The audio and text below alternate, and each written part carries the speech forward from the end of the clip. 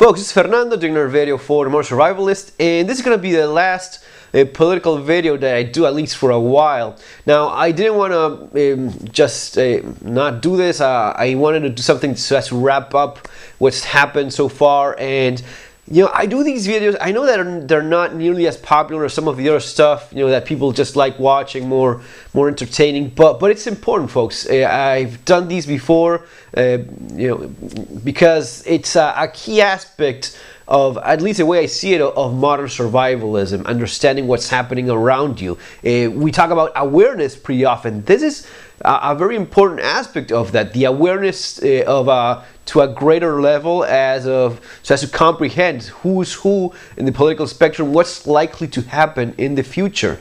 So that's why I do these videos. It's not as nice, it's not as easy, it's not as appealing, and I get a lot of less views and such, but again, I really believe it's important. So Trump won. Half the country is very happy, half the other country is very sad, and you know, the Republicans are, you know, drowning on the tears of the Democrats and such. Lots of folks having fun with this, and some folks really upset. So whatever it is that your position is, stay for this video, because I'm going to be explaining what's very likely to happen in the future. So far, it's been quite predictable in the way of, you know, one of those two won, as it always happens. And many of the things that are now surprising some people, they really should not be surprising you. But let's get to it. Some of the talking points I'd like to cover regarding the elections. So, if you're just going to be saying this for a couple minutes, the good news is that nothing is really going to be changing much.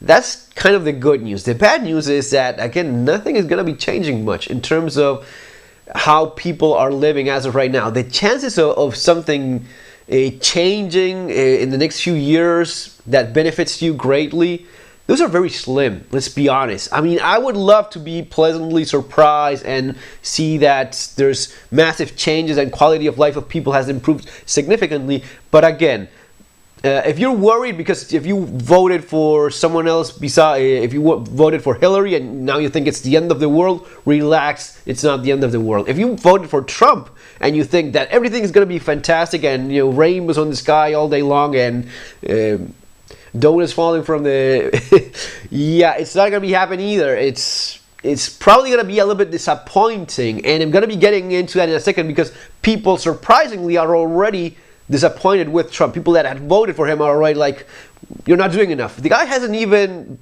you know, for a fact become a president yet. You have to wait until the 20th of January next year until that happens. So, you know, give the guy a little bit of time. So it's not as drastic as some people feared it would be. I honestly was pleasantly surprised with his victory speech. It was, you know, pleasantly surprised to a point, because it just shows you that not a lot of things will be changing. Then again, with all of the outrageous stuff Trump has been saying during the campaign, it's a little bit of okay, now we get what you were doing and it makes perfect sense, and that's a little bit, you know, again, same old same. So, and this was, yeah, regarding the market. It was, I did this video, I didn't do it yesterday because I stayed all night watching the elections and Trump's speech after that. So I was pretty tired, pretty wasted, went to bed, then I had stuff to do, and I waited a little bit. But I just want to see what he said in his first speech. That's key, because if you've been following this, you realize that the stocks, the market was going down very fast immediately as it was obvious that Trump was going to be winning. Going down, the dollar was dropping when Trump won. Dollar dropping like that, and right after his speech, right after Hillary's speech as well, rallying behind Trump, Hillary Clinton, Obama, both of them like, okay, now Trump's the president, we're all with him, and you know, it's all okay, we're all a big huge family, everything is just fine. As soon as they all said that, whoosh, just went like that. It's the same. That's the kind of thing that calms the market and calms the big fish that really are, the puppeteers behind all of this stuff. They kind of relax and say, okay, we're still in business, everything is good, so we can relax. And it's just like that. As soon as he made that speech about talking about union and togetherness and all that stuff and fixing the wounds and such, everything went back. So yes, Hillary Clinton and Obama rallied behind Trump. Okay, we're gonna be a big old family from now on. And you have to understand the difference between campaign Trump and Trump president. Trump campaign guy, we already saw what it was. It was one drastic and outrageous statement after the other, mixed with things that lower and middle class really wanted to hear. That's why the guy won. Trump won because many of those Latinos, many of those blacks, many of those poor people, many of the disenfranchised middle class, many of those small businesses struggling and seeing that they were being drowned, they all just had enough, and they found a voice with Trump. All those remarks, at this point, this is what I think. I think that all those outlandish things and some outrageous stuff that Trump was saying was all just part of a very clever campaign.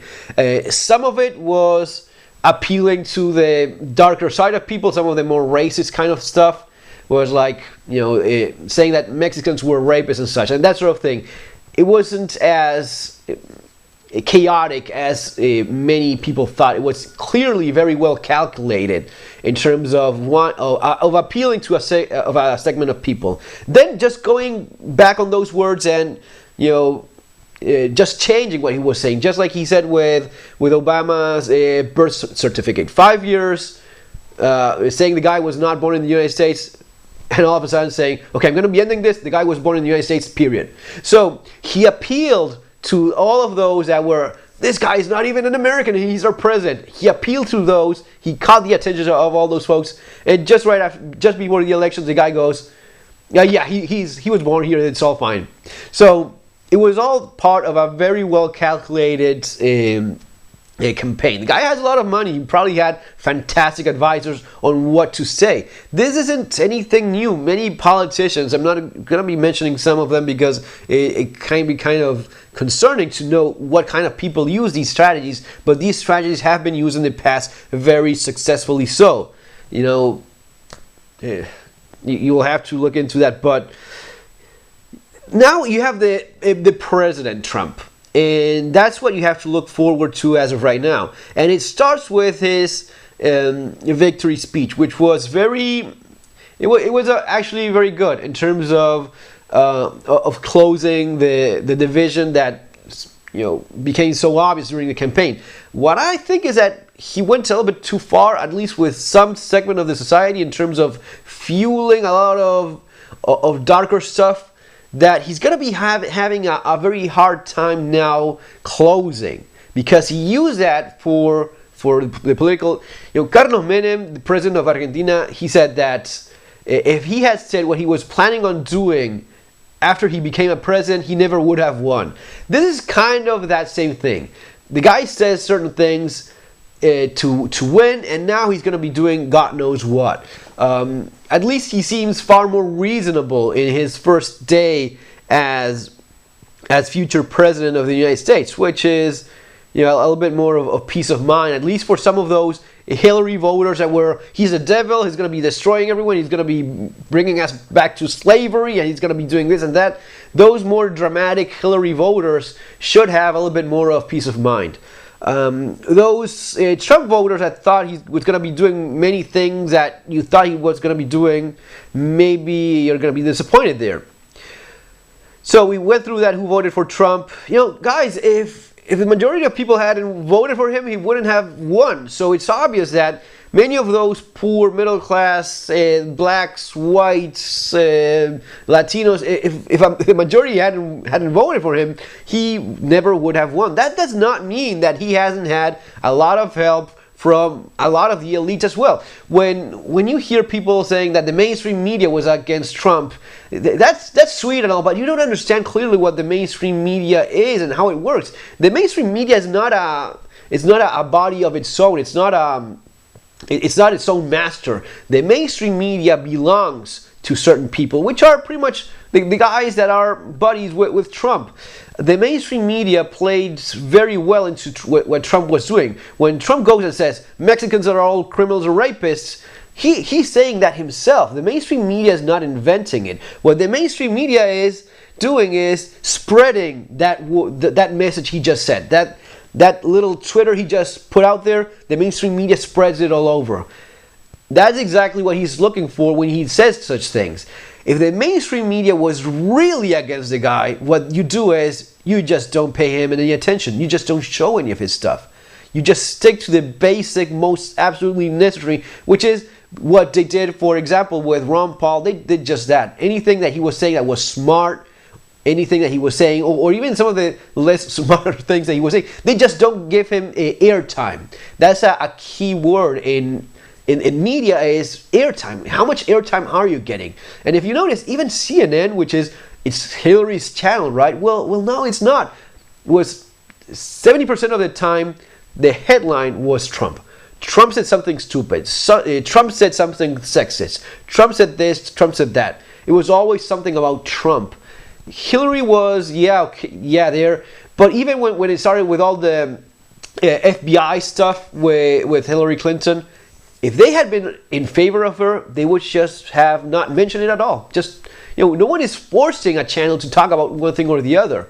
They don't have to do anything they don't decide to actually do. So if they wanted to save her in that regard, it just would not address the topic, or address it very shortly, so as to just, the formality of, a little headline there, this, Hillary's FBI emails, bullshit, whatever, and they would just have left it there.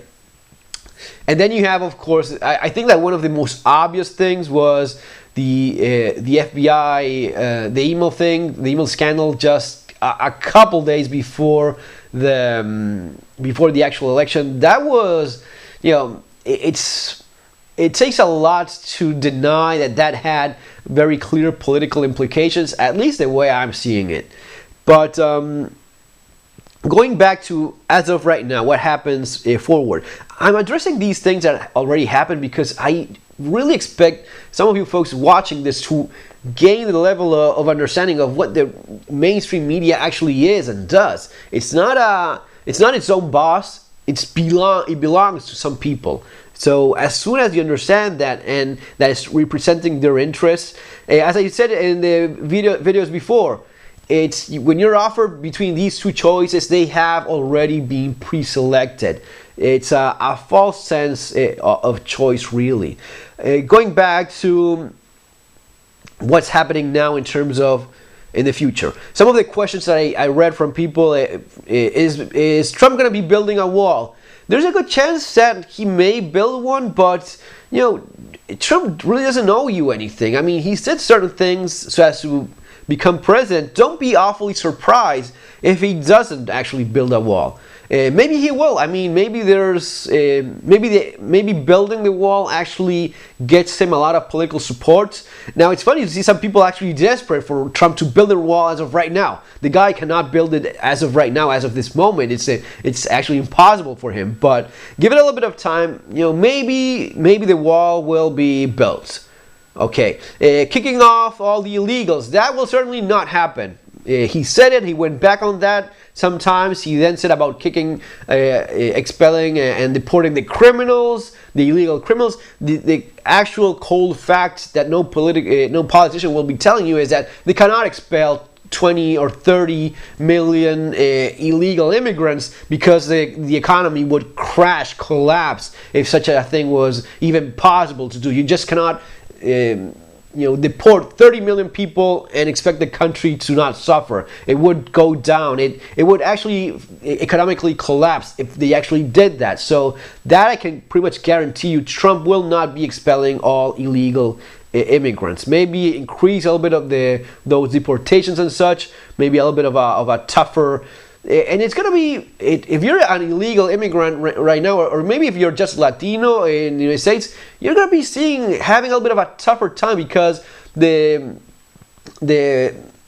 agenda that Trump had during his campaign was pretty, hardcore in terms of, seducing a little bit the white supremacist kind of group. It was just very close to that in many ways, and it's hard to undo that. Even if the guy does not honestly feel that way, he appealed to that too much, and you see it now with some of the reactions that people are having, which is, yeah, I guess if I was not a white guy in an American white middle class type of person, I would be a little bit more concerned. Wouldn't be the end of the world, but yeah, maybe you're gonna be seeing tougher times ahead of you. And this is happening in many places as well. It's happening here in Europe as well. Whenever the nationalist thing and more of it happened with Brexit. In Brexit, the attacks on non-white British people grew exponentially, almost 200% in some cases. The ugly side of the campaign would be that. So going back to the things, guns. Well, guns are going to be pretty safe as of right now. I mean, you have the president, you have the House of Representatives.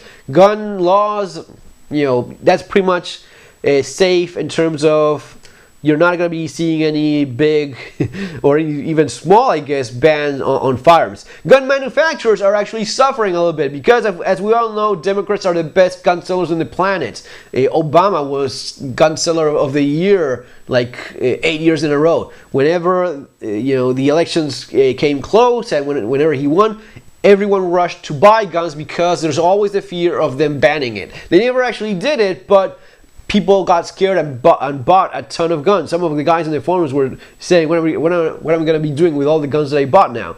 They were planning on selling them later on. On the upper side, even though I think Smith & Wesson had a pretty bad day yesterday, on the good side, their products will not be banned. So that's good, I guess. I'm not guessing. I'm actually pretty sure that it's a good thing that guns, just to clarify there. But that's the situation with the gun industry. In terms of $100 SKS, that was nice, but I don't think you're going to be seeing that again for the following reason. Because if they're being imported from China, Trump had a pretty clear speech, and I actually believe he's truthful there about protecting the national industry more and avoiding some of the cheaper imports. Maybe if a good deal is struck somewhere and it benefits some of the smaller gun sellers, maybe you will see that. But there's a chance that because of favoring national industry and maybe making it a little bit tougher for some of those imports to affect it,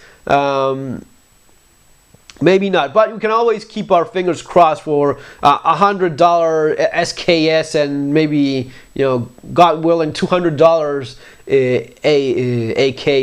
AK-74s and such. In terms of reducing the government, no, Trump will not make the government smaller.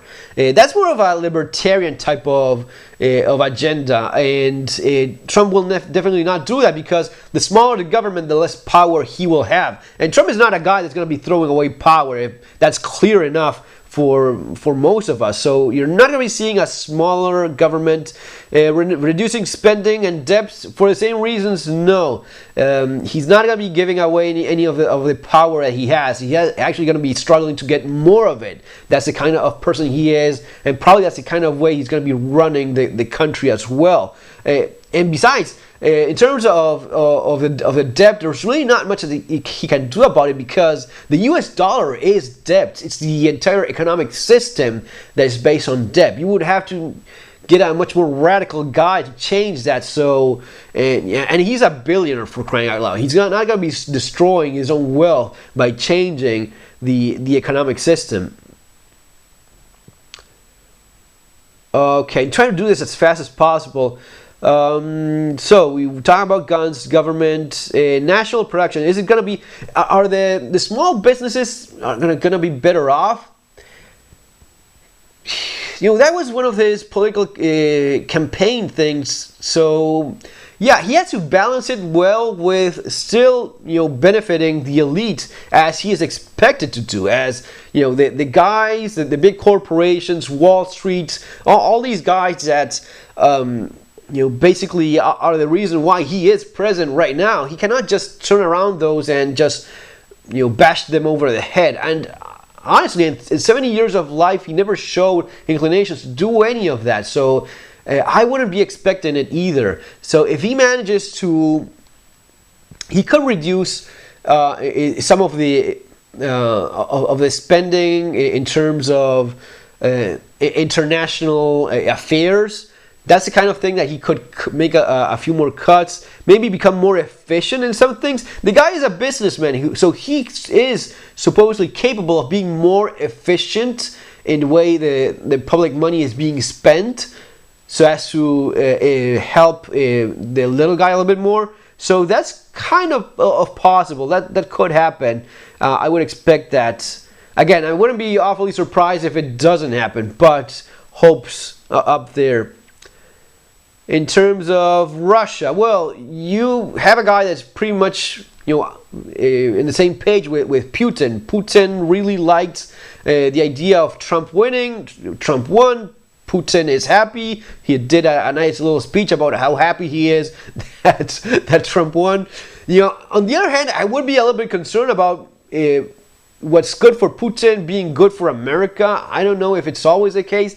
If Putin is really a nice guy and he really wants to avoid conflict and war, and now that Trump is on the same page, then yeah, definitely Hillary Clinton was more of a problem in that regard. I think that the chances of a war, a serious one with Russia, just dropped quite a bit.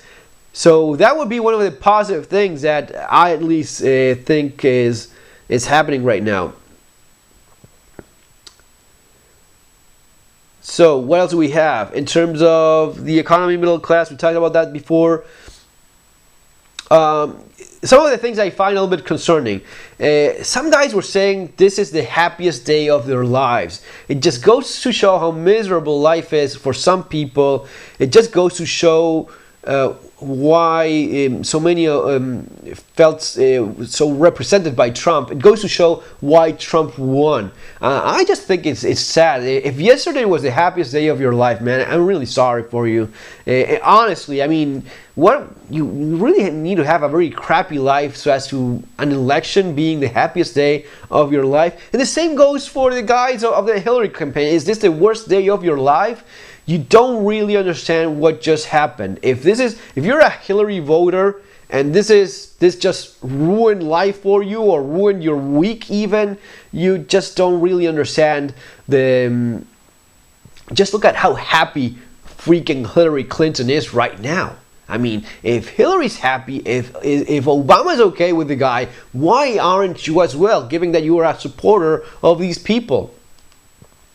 In case you're wondering, and if you haven't noticed it already, I really wasn't in favor of any of these. I think they're all pretty much the same, but I digress. So, back to one of the, and this is kind of important, one of the worst things that could happen from this is, as I was saying before, the division, the hate in society, the division in society, many of the ugly things that people that have a thing against black people that don't like Latinos, honestly, it appealed very strongly to that segment in many ways, and that is kind of a problem. Even right now, even today, you have guys saying, fuck the liberals, we're going to be ending this, we have to destroy them, this is not the end. Very aggressive message, very violent message even. And this is what it's ironic is that Donald Trump literally said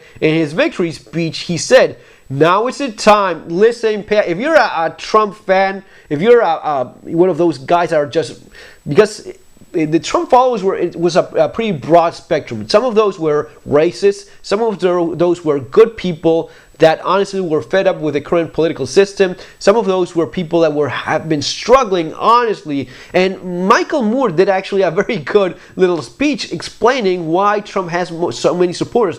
But some of the darker, more violent guys, they are literally at war. They don't understand the difference between political adversary and enemy. So going back to, if you think Trump is God, pay attention for once in your life. If you think Trump is God, then God said just this: now it's time to bind the wounds of division, come together as one people. Bind the wound of divisions, come together as one people. That's what Trump, your God, said yesterday.